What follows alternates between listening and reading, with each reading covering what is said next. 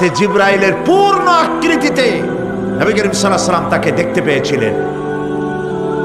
হযরতে জিবরাইল যখন দুনিয়া আসেন, কোন কোন কিতাবে লেখা হয়েছে 600 ডানা আছে তার।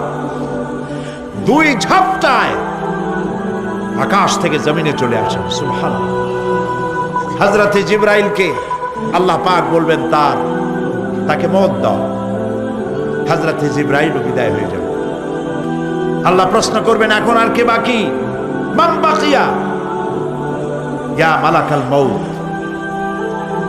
মালাকুল মউত বলবেন, হে আল্লাহ তাআলা, এখন তোমার সামনে আমি দাঁড়িয়ে আছি, আর কেউ নেই। আল্লাহ পাক বলবেন, মুত ইয়া মালাকাল মউত। আল্লাহু আকবার। মুত ইয়া মালাকুল মউত। মরে যা, মরে যা। মালাকাল মউত মরে চলে। এরপরে আর কেউ নাই। আল্লাহ রাব্বুল আলামিন এই অবস্থায় কত বছর কত কাল চলে যাবে আল্লাহ পাক ভালো জানেন, কেউ নাই।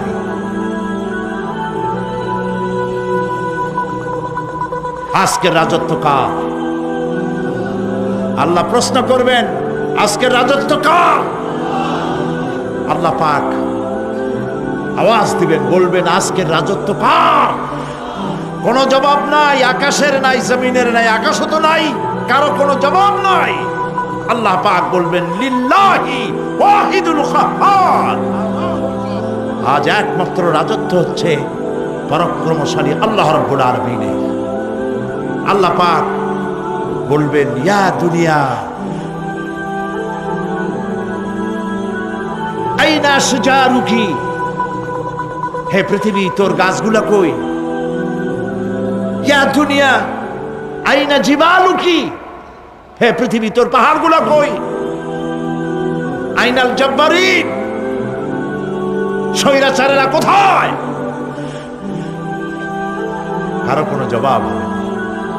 আল্লাহ পাক এরপরে আবার মানুষগুলিকে জিন্দা করবেন। সুবহানাল্লাহ। ওয়া ইযাল কুবুরু বু'সিরাত। যা কিছু মাটির মধ্যে লুকায়িত ছিল সবগুলি আল্লাহ পাক বের করে নিয়ে আসবেন। হাসরের ময়দান হবে, উপস্থিত হবে সমস্ত মানুষ। কেউ পলায় থাকতে পারবে না কোথাও। কুমিরে যারে খাইছে, বাঘে যারে খেয়েছে, আগুনে যারে পোড়াইছে, পানিতে যে পচে গেছে, পোকামাকড়ে যারে খেয়েছে, কোনো পথ নাই। সবাই আল্লাহর দরবারে উঠবে। পায়ে জুতা নাই, মাথায় কাপড় নাই, পরনে কোনো কাপড় চোপড় নাই, উলঙ্গিনী।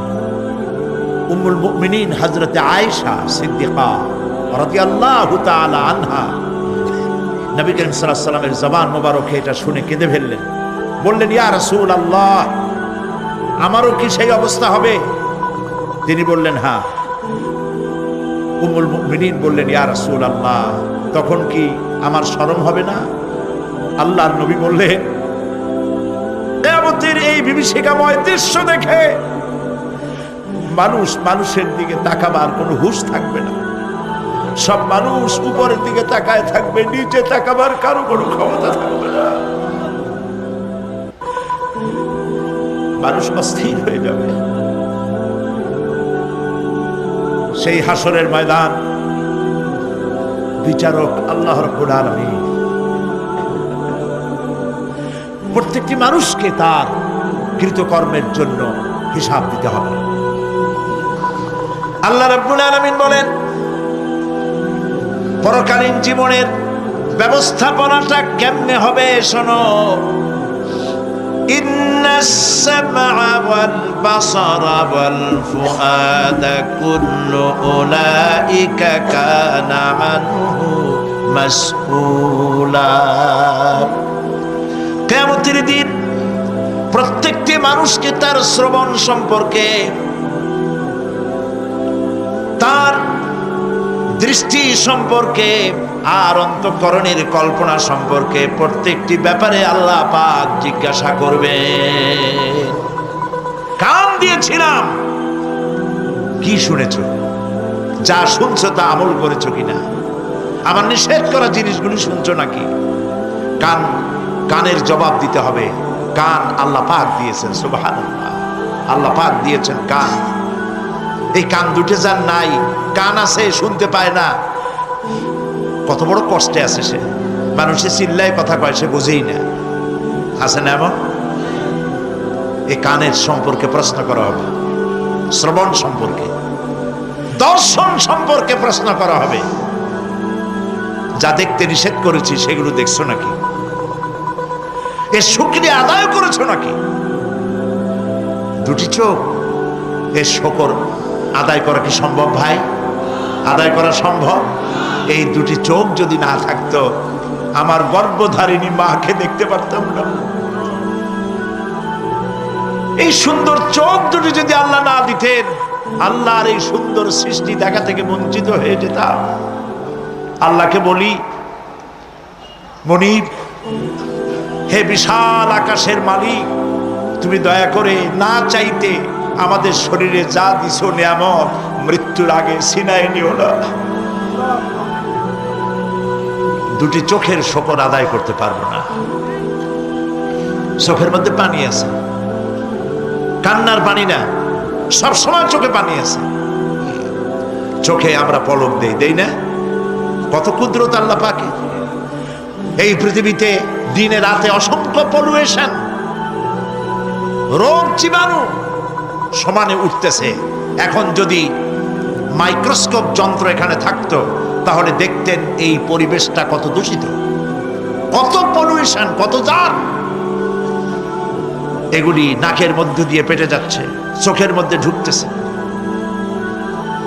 ক্রমাগত চোখের ভিতরে ধুলাবালি ঢুকবে। আর পরিষ্কারের কোনো ব্যবস্থা যদি না করা হয়, চোখের দৃষ্টি নষ্ট হয়ে যেতে পারে।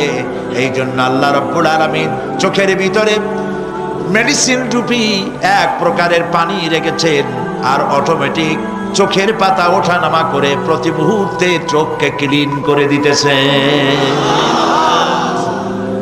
এই চোখ সম্পর্কে আল্লাহ রাব্বুল আলামিন প্রশ্ন করবেন, অন্তঃকরণ সম্পর্কে প্রশ্ন করবেন।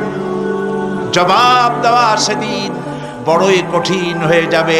এই জন্য আল্লাহ রাব্বুল আলামিন দুনিয়াবাসীকে সতর্ক করে দিচ্ছেন।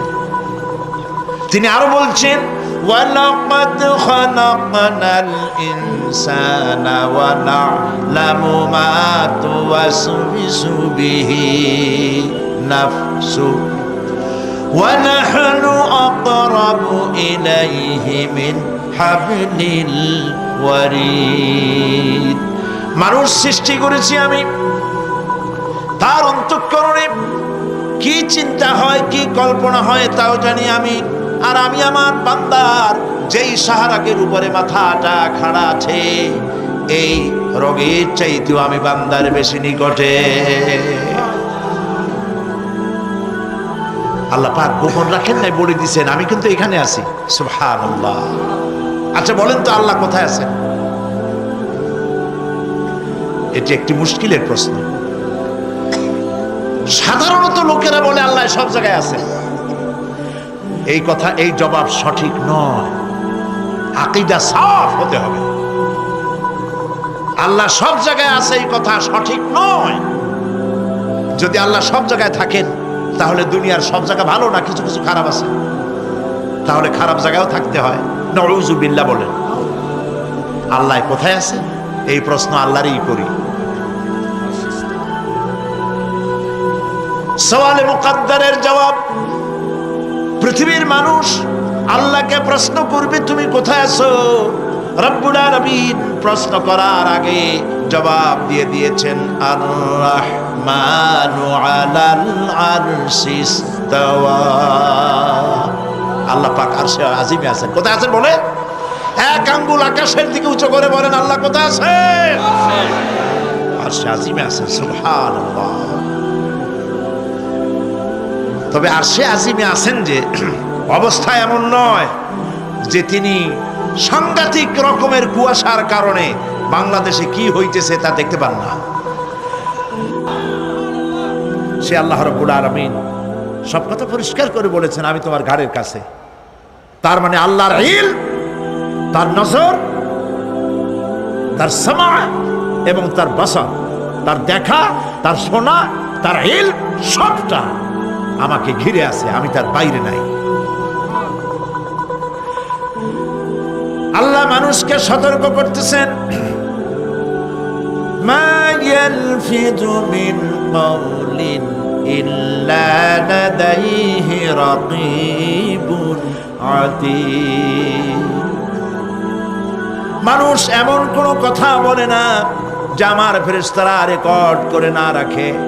যা করো তাও লেখা হয়, যা বলো তাও লেখা হয়ে যায়। দুনিয়ায় গোয়েন্দা বিভাগ আছে, আমার দেশে গোয়েন্দা বিভাগ আছে না?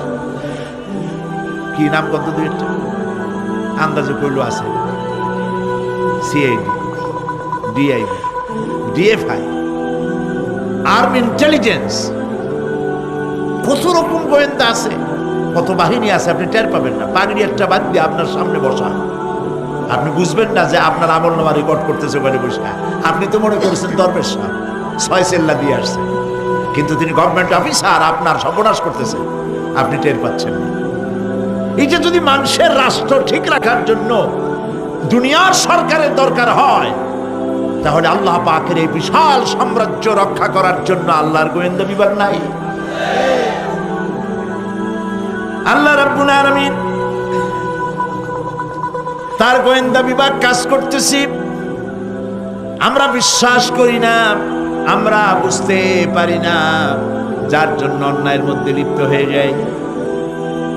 একবার আমি লন্ডন শহরে রাত্রে যাচ্ছি, রাত 2টা-2:30 হবে। প্রতিমধ্যে রেড সিগন্যাল জ্বলল, গাড়িটা থামায় দিল, সামনে আর গাড়ি টাড়ি নেই। আমি ড্রাইভারে বললাম যে গাড়ি টাড়ি তো নাই সামনে, আমরা তো ইচ্ছা করলে যেতে পারি। ড্রাইভার বলল পারি, কিন্তু যাব না। কেন যাবেন না?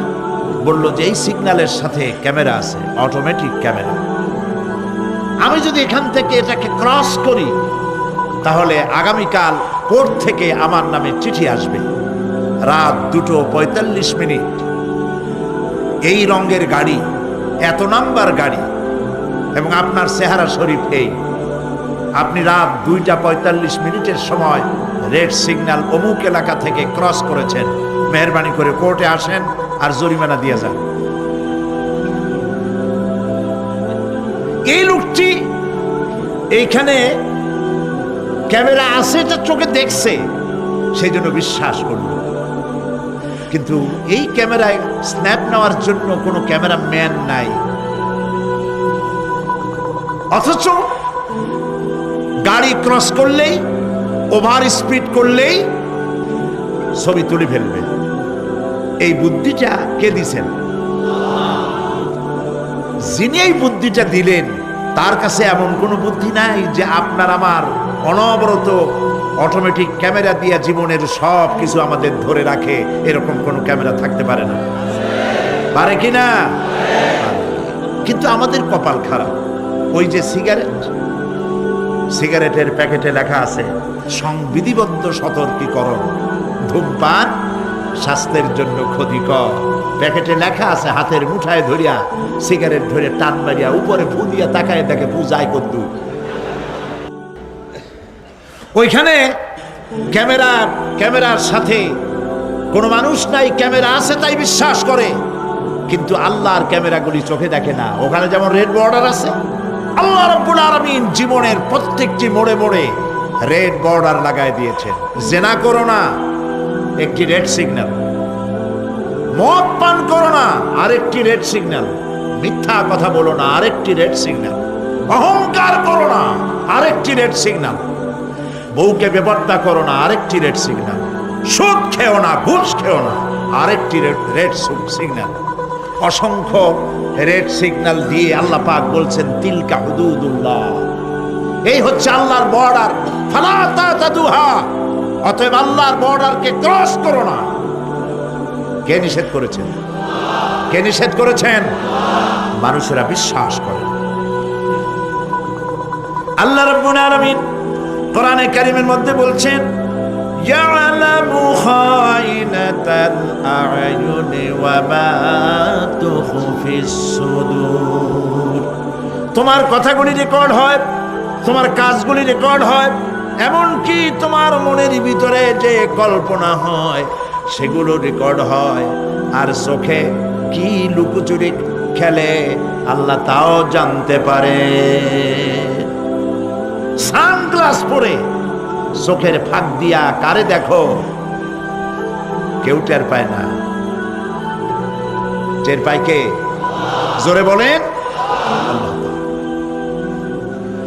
মহান আল্লাহ রাব্বুল আলামিন বলেন, কোন গুনার কাজ করে, কোন সামান্যতম গুনার কাজ করেও এড়াতে পারবে না, এবং সামান্যতম ভালো কাজ করলেও তার পুরস্কার থেকে মাহরুম হবে না। আল্লাহ পাক বলেন, ওয়া ইন কানা মিসকালা হাববাতিন মিন খারদালিন আতাইনা বিহা ওয়া কাফা বিনা হাসিবিন। একটি সরিষা পরিমাণ আমলকেও আল্লাহ পাক কিয়ামতে হাজির করবেন। হিসাব নেওয়ার জন্য আল্লাহ পাক বলেন, আমি যথেষ্ট। সুবহানাল্লাহ। হিসাব নেওয়ার জন্য আল্লাহ পাক যথেষ্ট। হযরত ওমর রাদিয়াল্লাহু তাআলা আনহু, আমিরুল মুমিনিন, খলিফাতুল মুসলিমিন হযরত ওমর ইবনুল খাত্তাব বলেন রাদিয়াল্লাহু তাআলা আনহু, সুবহানাল্লাহ। কোথা থেকে আল্লাহ কোথায় নিয়ে গেছেন? নবীর হত্যা করতে আসছিলেন, আর আল্লাহ তারে কোথায় নিয়ে গেছেন? সুবহানাল্লাহ। নবীজি বলেছেন, লা নবিয়্যা বাদি ওয়ালা রাসূলা, আমার পরে নবী হবে না, রাসূল হবে না। যদি কেউ নবী বা রাসূল হইতো, কে হইতো? ওমরে আল্লাহ নবী বানাই দিতেন। সুবহানাল্লাহ। সেই ওমরের কতটুকু জানি আমরা? অনেক কিছুই জানি না। হযরত ওমর রাদিয়াল্লাহু তাআলা আনহু অন্ধকার রাত্রে একদিকে যাচ্ছিলেন, পেছনে কিছু লোক ছিল।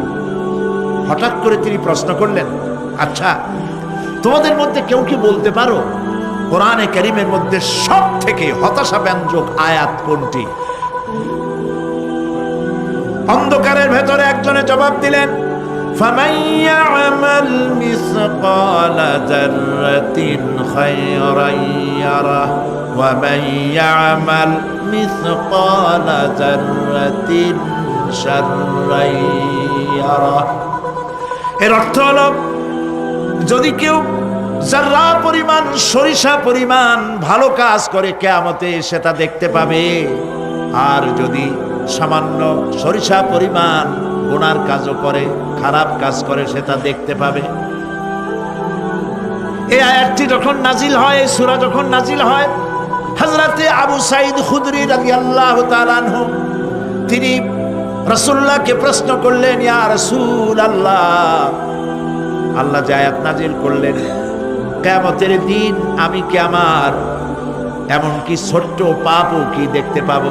আল্লাহর নবী বললেন, আল্লাহ বলেছেন অবশ্যই দেখতে পাবা। হযরত আবু সাঈদ খুদরি রাদিয়াল্লাহু তাআলা আনহু চিৎকার করে কেঁদে উঠলেন, বললেন, তাহলে তো আমি মরেই যাব। আমার ছোট্ট পাপটাও যদি আমি দেখি কিয়ামতে, আমি তো মরে যাব।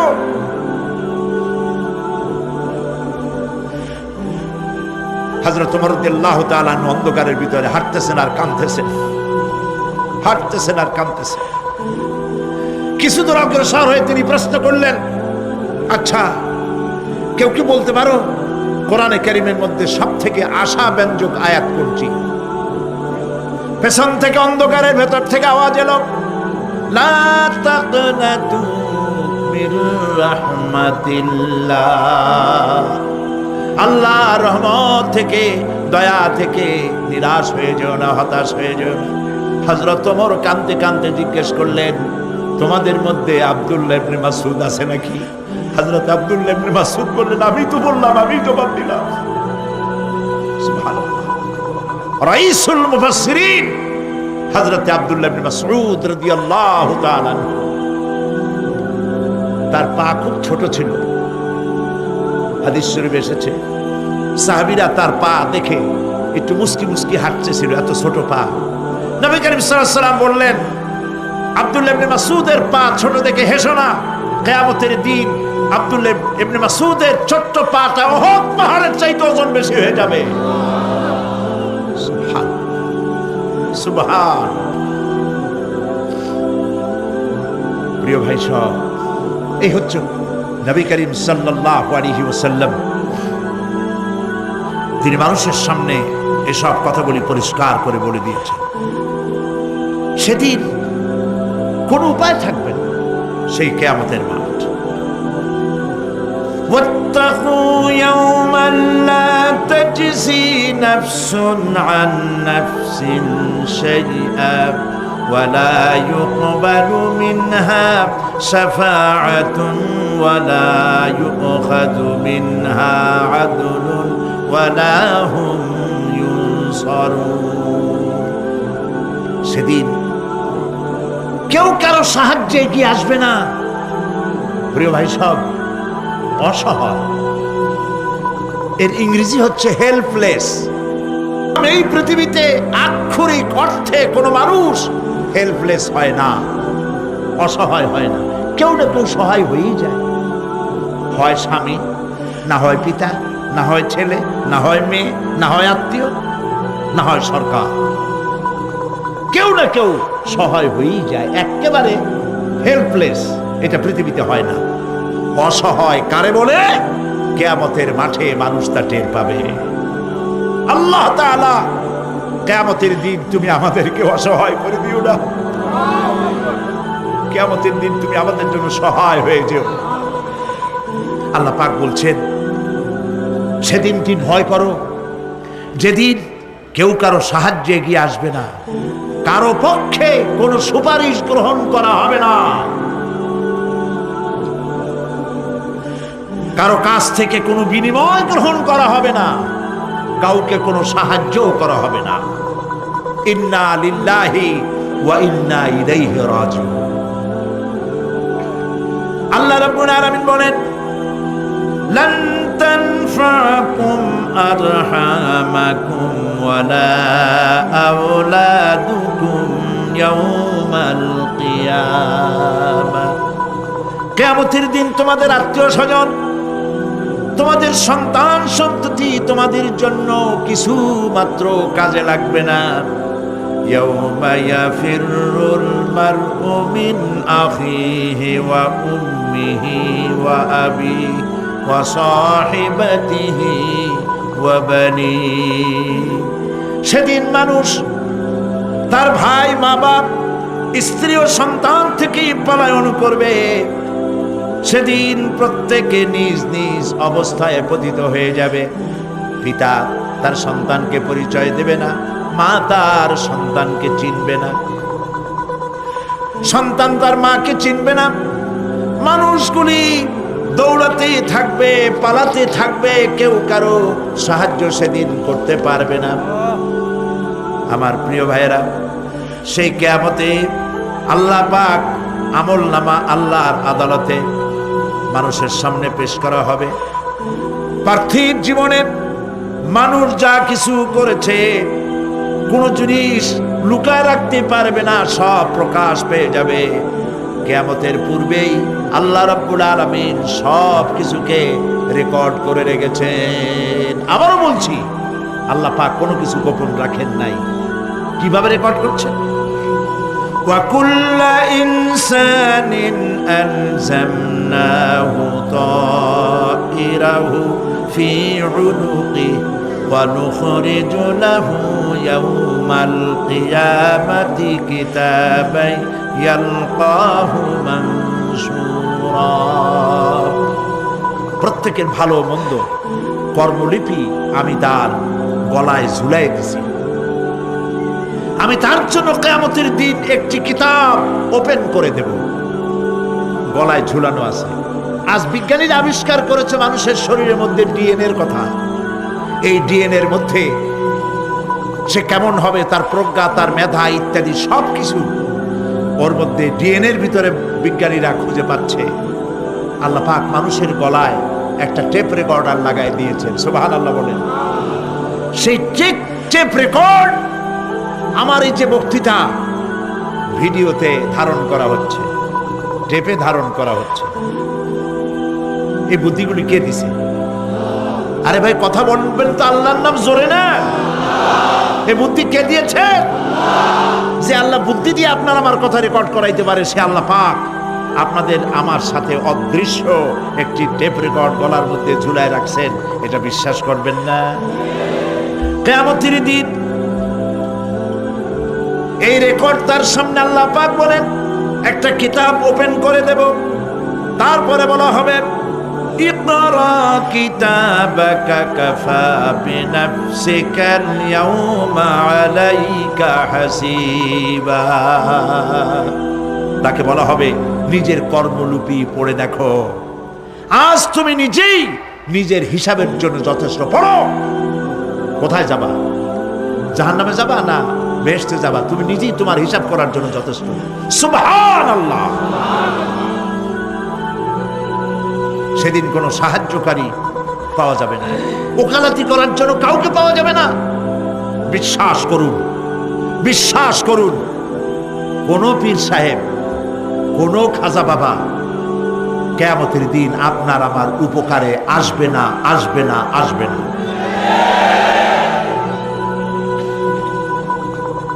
আমল ভালো হবে, আল্লাহ ক্ষমা করবেন। আমল ভালো নাই, পীর সাহেবরা কিচ্ছু করতে পারবেন না। কেউ কেউ মনে করেন পীর সাহেব আমার সুপারিশ করবেন। কিয়ামতের দিন আপনারাই দেখবেন ওনাদের সুপারিশ কে করে। কিয়ামতের দিন আল্লাহ পাক আরো পরিষ্কার করে বলছেন লান তানফাকুম আরহামুকুম ওয়ালা আওলাদুকুম ইয়াউমাল কিয়ামাহ। কিয়ামতের দিন সন্তান সন্ততি আর সম্পদ কোনো কাজে লাগবে না, এগুলি কোনো উপকার হবে না মানুষের জন্য।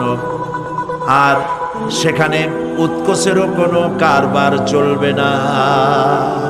এই পৃথিবীতে উৎকোচ দিয়ে অনেক কাম করা যায়, কিন্তু কিয়ামতে চলবে না। আল ইয়াউমা লা ইয়ানফাউ মালুন ওয়ালা বানুন। সুবহানাল্লাহ, সুবহানাল্লাহ।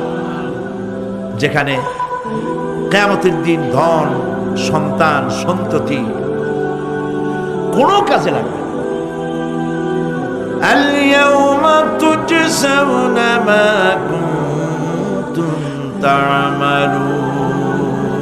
আজকে শুধুমাত্র তোমরা যা আমল করেছিলে আর সেরূপ তোমাদেরকে প্রতিফল দেওয়া হবে। যে কাজ করেছো বিনিময়টা ওইরকমই পাবা, এর থেকে বেশি কিছু এখানে পাওয়া যাবে না। কিয়ামতের দিন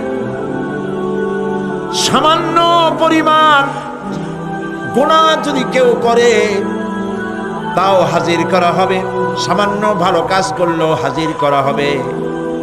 একটি আয়াত শুনুন, হযরতে লোকমান হাকিম তার ছেলেকে নসিহত করতেছেন। তিনি কি নবী না রাসূল? বলেন, অনেকে জানেন না। তিনি নবীও নন, রাসূলও নন, তিনি একজন জ্ঞানী মানুষ। সুবহানাল্লাহ। কে দিছে জ্ঞান? আল্লাহ দিছে। সূরা লোকমানের তাফসীর এখানে করছি না? তিনি একজন জ্ঞানী মানুষ। জ্ঞান দিছে কে? আল্লাহ। সেই জন্য তিনি বুদ্ধিজীবী না, তিনি জ্ঞানী। সুবহানাল্লাহ। হযরতে লোকমান তিনি তার সন্তানকে নসিহত করেছেন। লক্ষ্য করেন, সন্তানকে নসিহত করেছেন।